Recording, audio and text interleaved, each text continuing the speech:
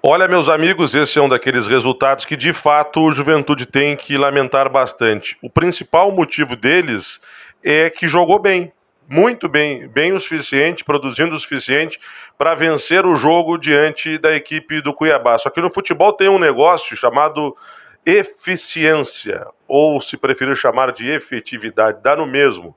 Quer dizer que o clube, mesmo que nas quatro linhas não produza muito, se tiver aproveitamento e definir as jogadas da maneira que está buscando, vai ser contemplado com um resultado positivo. E foi o que aconteceu.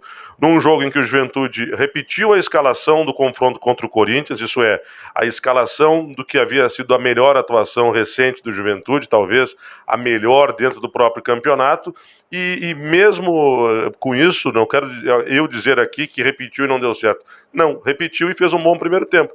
O detalhe é que no último lance do primeiro tempo, ou num dos últimos lances, né, o Cuiabá fez um gol numa infelicidade do Quinteiro, uma tomada de decisão errada, numa bola em que o Carné saiu, ele tentou fazer o corte, antecipando-se ao goleiro, que eu acho que defenderia a bola, e o Quinteiro fez um autogol. Bom, Juventude terminou o primeiro tempo que teve mais de 60% da posse de bola e que criou oportunidades de marcar, terminou esse tempo derrotado. No segundo tempo, começou pressionando, Marquinhos Santos já mexeu no time e colocou à frente já no intervalo de jogo, Marquinhos mudando as suas características em relação a ele próprio, que costumava esperar o início do segundo tempo, observar a movimentação, saber se o papo de intervalo deu certo, pois o Marquinhos já no segundo tempo colocando o sorriso em campo, principalmente ele, mas também o Bruninho, já colocava o Juventude mais à frente com um zagueiro a menos,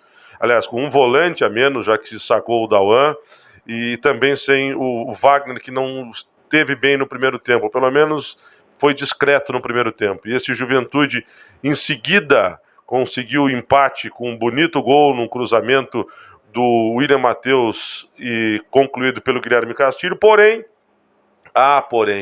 o Cuiabá, que continuava chegando pouco, chegou, mais uma vez.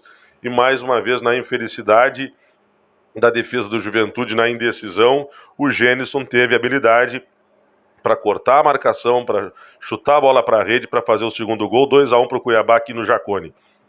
Eu falei no início dessa conversa que é um mau resultado, principalmente porque o Juventude jogou bem, mas é um mau resultado também em virtude desse Cuiabá disputar o mesmo campeonato do Juventude.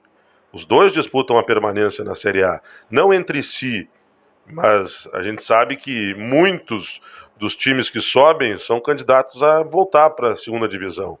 Então a tendência grande é que eles, somados a um ou outro clube médio da primeira divisão, disputem para permanecer. E o Juventude tinha que ganhar do Cuiabá, não ganhou. O Juventude vem numa série de boas atuações, mas não vem vencendo. Se é verdade que comemora-se as boas atuações e os pontos somados, ainda assim, isso não foi o suficiente para fazer com que o Juventude tenha vencido. Agora, tudo fica para um jogo contra o Atlético lá no Paraná. O Atlético está numa crise, não está conseguindo encontrar o seu eixo, e o Juventude vai ter que mais uma vez fazer uma boa atuação, só que dessa vez conseguiu algo a mais. Uma vitória para aumentar um pouquinho essa pontuação que está dentro do planejamento, mas certamente tem que seguir aumentando.